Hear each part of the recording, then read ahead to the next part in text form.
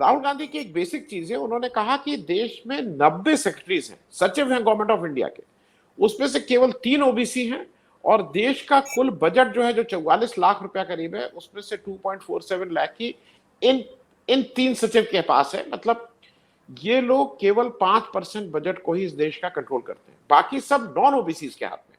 और ये एक महत्वपूर्ण बात है जिसपे डॉक्टर सीपी राय, मुझे लगता है कि इसपे, और उनका वो इस बात को इसलिए तर्क दे रहे थे कि कास्ट सेंसस क्यों नहीं होना चाहिए, क्यों बीजेपी कास्ट सेंसस से भाग रही है, क्यों नहीं देश को पता होना चाहिए कितने ओबीसी हैं, कितने दलित हैं, कितने शेड्यूल्ड ट्राइब हैं। मैं इसी से चीज से आपके डॉक्टर सीपी राय आपकी बात कर रहा हूं, क्योंकि महिला आरक्षण बहुत ही आवश्यक है, लेकिन कास्ट सेंसस को आप क्यों भाग रही है बीजेपी? थोड़ा डॉक्टर राय से बात सुन लें आपसे। जाति जनगणना का सवाल है, वो बड़ी रफ्तार पकड़ चुका है, उससे बीजेपी बहुत दूर तक नहीं भाग पाएगी, क्योंकि एक बहुत बड़ी आबादी की मांग है वो। और बीजेपी को भी चुनाव के मैदान में जाना, और चूंकि राजनीतिक दलों को चुनाव अपने ध्यान में रखना पड़ता है, वो भाग नहीं पाएगी, वो तो कराना ही पड़ेगा। आज नहीं तो कल कर, हो सकता है बीजेपी की सरकार कल ना रहे तब हो, लेकिन वो तो होना ही होना है, क्योंकि कांग्रेस पार्टी ने तो उसकी घोषणा कर दिया, अपने घोषणा पत्र में भी डालने जा रही है उस बात को। जहां तक इस आरक्षण का सवाल है, ये आरक्षण आने के पहले जब सिर्फ शुभगाहट थी कि शायद महिला आरक्षण आएगा, तो मुझे शंका थी, क्योंकि गुरु गोलवलकर से लेकर तमाम लोग ये महिला को समान हक देने के पक्ष में कभी नहीं थे, और बीजेपी भी महिलाओं को कभी समान हक देने में पक्ष में नहीं रही।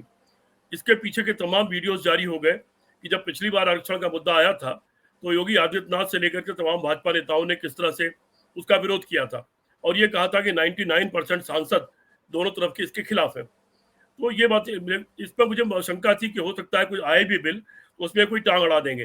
परसों में किसी डिबेट के साथ मैंने ये कहा था कि बिल आएगा भी, अगर सुबह की बात है, तो उसमें कुछ न कुछ टांग अड़ा के आएंगे, कोई न कुछ साजिश करके आएंगे। और जब बिल पेश हुआ तो मालूम पड़ा उसने कह दिया कि जब नया डीलिमिटेशन हो जाएगा, नया परसीमन हो जाएगा, तब ये बिल लागू होगा। नया परसीमन तब लागू होगा जब नई जनगणना हो जाएगी। 10 साल जनगणना ये 2011 के बाद हुई नहीं है, 2021 में हो जानी चाहिए थी, तब कोरोना भी खत्म हो चुका था, लेकिन वो भी हुई नहीं है, और उसकी कोई सुगबुगाहट अभी देखने को नहीं मिल रही है। तो मेरी जो शंका थी वो बिल्कुल सही साबित हुई, क्योंकि ये लोग आसानी से इस बिल को लाने वाले नहीं है। इसके बाद फिर ये, चूंकि अभी आगे अब इस पर और चर्चा होनी है इस बिल के ऊपर, आगे चल के ये लटक भी सकता है। जब इसका डिलिमिटेशन शुरू होगा, जिस पर परसीमन शुरू होगा, तो तमाम ऑब्जेक्शन आएंगे, बहुत सारे ऑब्जेक्शन में हमारे पास 2-4 साल 5 साल फिर लटक जाएगा। तो ये इनका असली इरादा महिला आरक्षण लागू करने का नहीं था, और वो बात हमारी भी सही साबित हुई। जहां तक राहुल गांधी के भाषण का कल का सवाल है, आनंद जी आप तो जानते हैं हम लोग मूल रूप से समाजवादी विचारधारा के लोग हैं, वहीं से बहुत छोटी उम्र से संत सोपान ने बांधी गांठ पिछले मांगे 100 में 60 का नारा लगाते हुए 7वीं 8वीं क्लास में जब पढ़ते थे, तब से उस राजनीति में हम लोग आए हुए हैं। वहां का तो मामला यही था भाई कि जिसकी जो आबादी है, जो पीछे छूट गए, उनको आगे लाना चाहिए। ये अलग बात है कि इनके जो आरएसएस के चीफ हैं, उन्होंने बिहार चुनाव के समय कह दिया था कि आरएसएस की अब कोई जरूरत नहीं है। अब उनको लगा कि उनका माल पानी जाने वाला है, जो पिछले 9 साल से वो लोग माल काट रहे हैं, उनको उसमें अब तकलीफ हो रही, क्योंकि आरएसएस अब वो आरएसएस नहीं रहा जिसके बारे में हिंदुस्तान जानता था। अब आरएसएस 5 स्टार होटल और बड़ी गाड़ियों में चलने वाला आरएसएस हो गया है। और प्लस उन सब चीजों में भी तमाम लोगों को मैं लिप्त पाता हूँ, जिन चीजों का जिक्र करना आप जैसे यहाँ पर सोशल मीडिया पे मेरा उचित नहीं है, इशारा ही काफी है। तो अब वो उसको हाथ से निकलने नहीं देना चाहते हैं।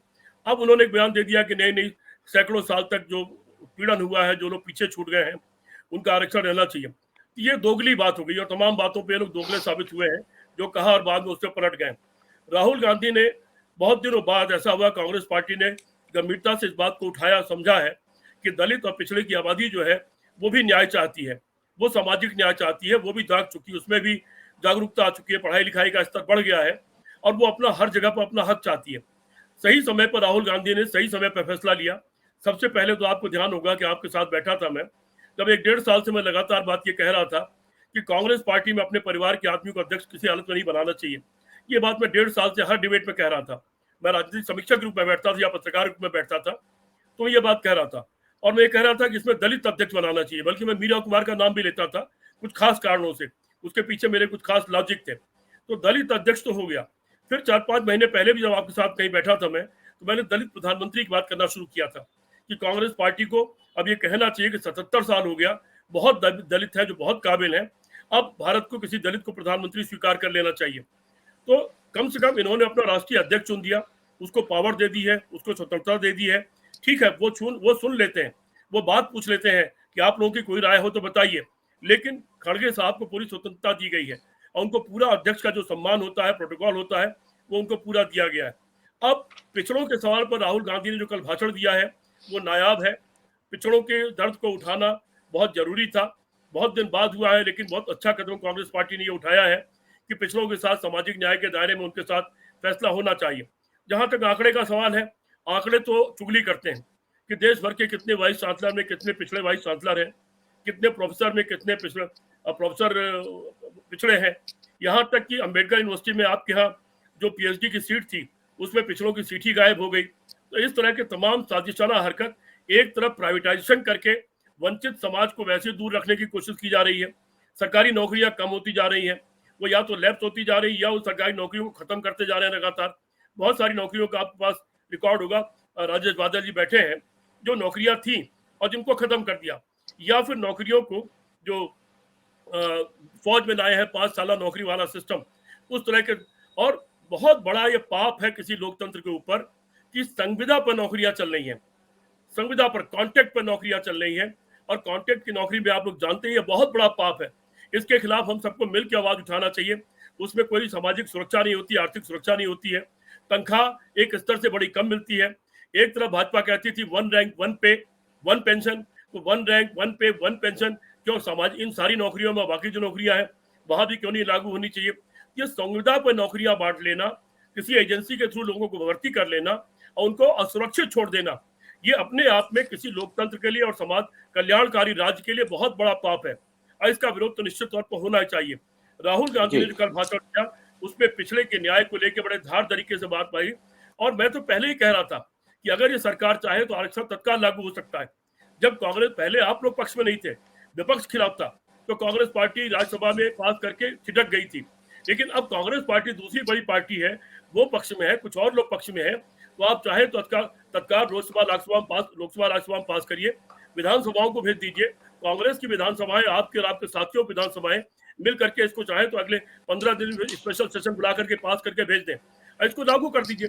फिलहाल जैसे है लागू करिए, महिलाओं को हक मिले, और बाकी उसके अंदर जब जाति जनगणना हो जाएगी उसके आधार पर अन्य जो बंटवारे होने होंगे, जो कुछ होना होगा, और चुनाव आयोग को अभी से इशारा कर दीजिए कि हम ये करने जा रहे हैं, अगले 2-3 महीने में सारी प्रक्रिया पूरी हो जाएगी, तब तक डिलिमिटेशन के बारे में जो परसीमन की प्रक्रिया है उसको पूरी करके एक ड्राफ्ट बनाइए और लोगों के सामने रखिए कि क्या रहेगा वो। तो मुझे लगता है कि चुनाव आते आते तक ये प्रक्रिया पूरी की जा सकती है। राहुल गांधी ने कल वही कहा कि आप तत्काल इसको शुरू करिए, इसको कर लीजिए, इसमें कोई दिक्कत नहीं, हम आपके साथ हैं, और ये एक बड़ा बुलंद और बहुत अच्छा उनका जेस्चर था कल।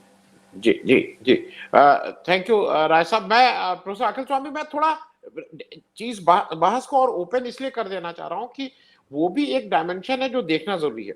एक तो राय साहब, मेरा जहां तक मेरा ख्याल है, अग्निवीर केवल 4 साल के लिए, 5 साल के लिए नहीं है, तो वो मतलब वो 48 महीने में किसी को फौज में संविदा से भी गई बीती हालत में रख के वापस निकालना है। दूसरा जो संविदा में एक बेसिक चीज केवल जी अनुराधा जी, अग्निवीर 4 साल का हो या 5 साल का हो, उससे भी खतरनाक एक और चीज है कि आप हजारों की संख्या में नौजवानों को फौज की जितनी ट्रेनिंग 4 साल, वैसे तो फौज की ट्रेनिंग निरंतर होती है, लंबे समय में जाके अच्छा फौजी बनता है जो युद्ध के फ्रंट पर लड़ता है, लेकिन 4 साल में उसको एक बेसिक बड़ी ट्रेनिंग देने के बाद उसको समाज में आप खुला छोड़ देंगे, उसका क्या परिणाम होगा आने वाले समय में, वो क्या भयावह रूप ले सकता है। रूस में पैरेलल आर्मी की आपने बात सुनी होगी, और पैरेलल आर्मी ने रूस में उसके खिलाफ अपना एक युद्ध छेड़ दिया था। आने वाले समय में इसको आप बुरे हालत में छोड़ने जा रहे हैं, नहीं, हम सोचने समझने वाले लोग हैं, आने वाले समय में देश को आप कितने बुरे हालत में छोड़ने जा रहे हैं, इसके लिए ये भी चिंतन आप लोगों पर मैं छोड़ देता हूँ। मैं थोड़ा डॉक्टर राय आपके पास आ रहा हूँ, और ये चूंकि सेकंड राउंड है, 3-4 मिनट में अपनी बात हम लोग कहेंगे। सबसे एक बार कॉमन क्वेश्चन है सभी के लिए, मैं समझने की दृष्टि से, मैं और दर्शक, एक तो मैं दर्शकों को एक चीज और बता दूं, विधान परिषद और राज्यसभा में आज भी कोई आरक्षण नहीं है, ना एससी के लिए, ना एसटी के लिए, ना वुमेन के लिए, ना कोई आरक्षण नहीं है। वो एक ऐसी संस्था, तो ईमानदारी तो वहीं से शुरू होनी चाहिए। और चूंकि आपने जो जिन्न को बाहर निकाला है, ये कोई भी सरकार आएगी, बीजेपी की 543 में 543 सीटें भी आएंगी, तो अगले 2 साल में इस देश के जो ओबीसी तबका है और जो दलित है, वो मांग करेगा कि विधान परिषद और ये अब आप इसको रोक नहीं सकते। दूसरा, टीएमसी और बीजेडी के बीजू जनता दल कंपैरेटिवली बाकी क्षेत्रीय दलों के हिसाब से ज्यादा महिलाओं को टिकट देते हैं, इसमें कोई दो राय नहीं। मेरा डॉक्टर राय, आप चारों लोगों से एक ही प्रश्न है, उसको रिपीट नहीं कर, मतलब फिर से नहीं करूंगा। ये जो पार्टी और नेतृत्व जो है बीजेपी का, ये कंफ्यूज्ड है या ये कंफ्यूज करना चाहता है? मतलब ये सयाने हैं या ये सीधे हैं, ये शातिर हैं या ये भोले लोग हैं, ईमानदार लोग? मैं थोड़ा इस पे एक आप चारों से एक जल्दी टिप्पणी, क्योंकि ये सारा विमर्श उसी बात का है, नियत की बात है। ये अज्ञानी है, मैं इनको अनपढ़ और मानता हूं, मैं इनको राजनीतिक अनपढ़। ये दरअसल मुश्किल क्या है कि ये आरएसएस की शाखा से निकलते हैं, और आरएसएस की पूरी शाखा, पूरी शिक्षा 5000 साल पहले शुरू होती है, वही खत्म हो जाती है। ये हमेशा आदिकाल में जीते हैं, इन्होंने भविष्य के बारे में कभी बात ही नहीं की। मुझे याद नहीं है कि कभी आरएसएस का कभी बड़ा कोई कैंप लगा हो, कोई प्रशिक्षण हुआ हो या चिंतन शिविर हुआ हो, और उसके बाद मुझे करेक्ट कर दीजिएगा अगर मैं गलत हो तो, आरएसएस ने कोई अगले 100 साल का कोई एजेंडा पेश किया हो, 50 साल का एजेंडा पेश किया हो कि 50 साल बाद हम देश को, समाज को ऐसा देखना चाहते हैं। तो ये हमेशा चूंकि इतने पहले देखते हैं। और मुझसे एक सवाल पूछा गया था 16 मई 2014 को, जिस दिन मोदी जी चुनाव जीते थे। उस दिन मैंने एक बात कही थी कि अगर अहंकार अहमदाबाद से चलकर दिल्ली आ रहा है तो भारत अपने इतिहास के सबसे अयोग्य और असफल प्रधानमंत्री को देखने जा रहा है। दूसरा सवाल पूछा गया था कि विदेश नीति में क्या अंतर पड़ेगा इस सरकार के बनने पर, तो मैंने जवाब ये दिया था कि विदेश नीति वो तय करते हैं जो आज के 100 साल या 50 साल आगे देखते हैं। आरएसएस की पूरी जमात चूंकि 5000 साल पीछे देखती है, इसलिए अगर भारत की बनी बनाई विदेश नीति को ये कायम भी रख पाए, इस भारत देश पर इनका एक बहुत बड़ा एहसान होगा। ये मैंने 16 मई 2014 के जवाब दिया था संदीप चौधरी के कार्यक्रम में। मैं इनके बारे में, मुझे बिल्कुल, आप किसी बड़े से बड़े आरएसएस वाले से मिल लीजिए, हम लोगों की मुलाकात भी हो जाती कभी कभी। एक आध ऐसे लोग हैं जो टॉप 5 में है और कॉलेज में हमारे जूनियर हुआ करते थे, तब राजनीति में होते ही नहीं थे वो लोग, और टॉप 5 में एक है। इनसे आप बात करने बैठ जाइए, ये थोड़ी देर बाद उब जाएंगे, या तो उठ के चले जाएंगे या झुझलाने लगेंगे, आपको उपदेश देने लगेंगे। ये किसी विषय पर, मैं यही स्थिति जमाने में सीपीआई के साथ देखता था छात्र जीवन में, कि वो उनसे हम तर्क करते थे, वो भाग खड़े होते थे, रटा रटाया जितना लेके आते थे उतना उगल देखते थे, उसके बाद बोलना बंद कर देते थे। वही स्थिति में आरएसएस के लोगों के साथ देखता हूँ कि इनकी अपनी बनाई एक सेट माइंड सेट है इनका अपना, ये उसके दायरे में सोचते हैं। क्योंकि भविष्य का इन्होंने कुछ सोचा ही नहीं, अर्थशास्त्र के बारे में इन्होंने कुछ सोचा नहीं, राजनीति शास्त्र का, विदेश नीति के बारे में इन्होंने कुछ सोचा नहीं, वैज्ञानिक सोच इनके अंदर है नहीं। तो मैं इनको गंवार मानता हूँ, मैं अज्ञानी मानता हूँ। और जो अज्ञानी आदमी होता है वो अपने को ज्यादा चतुर दिखाने की कोशिश करता है, ये मनोविज्ञान कहता है। वो हमेशा अपने उससे जो उसकी हीन भावना है उससे ओवरकम करने के लिए अपने को सुपर दिखाने की कोशिश करता है। तो ये लक्षण आपको अटल बिहारी वाजपेयी, चूंकि एक लंबी राजनीति से निकल करके आए थे अडवाणी जी, उन दोनों की परिस्थितियां डिफरेंट थी, क्योंकि वो बहुत छोटी उम्र से और लंबी राजनीति और बहुत लंबे अरसे में उन लोगों ने जवाहरलाल नेहरू, लाल बहादुर शास्त्री, इंदिरा गांधी जैसे तमाम बड़े नेताओं को देखा था, और अकेले राजनीति को सुपर नहीं हो पाए। तमाम अन्य विपक्ष के बड़े बड़े नेताओं के साथ, लोहिया से लेकर और नेताओं के साथ उन लोगों को कहीं काम करने का मौका मिला, उनको देखने का मौका मिला। तो उनकी ग्रूमिंग आरएसएस के होने के बावजूद थोड़ा उसमें मिक्सचर हो गया था। लेकिन ये जो लोग हैं, इन लोगों के किसी बड़े आदमी के साथ बैठने का भी मौका नहीं मिला, बड़े समाज को कुएं के मेढक जैसी स्थिति है। इसलिए मैं इनको अज्ञानी मानता हूँ। अज्ञान में अपने को सुपर शो करने की कोशिश करते हैं, और ज्यादा चालाक शो करने के चक्कर में ज्यादा बड़ी गलतियां कर जाते हैं। जैसे नोटबंदी, मुझे पक्की नॉलेज है, इसलिए नॉलेज है कि उस नोटबंदी की जो मीटिंग हुई थी उसमें बैठे हुए उनके पूर्व जो वित्त सलाहकार थे, उन्होंने मेरे परिवार के किसी आदमी जिसके साथ वो इंग्लैंड में काम कर चुके थे, मेरे परिवार की एक आदमी ने नोटबंदी के अगले दिन एक बड़ी आर्थिक मैगजीन में एक लेख लिख दिया, और उस लेख में बड़ी आलोचना की उसके क्या बुरा होगा। मेरे परिवार, मेरे बहुत छोटा है, मेरा भतीजा लगेगा।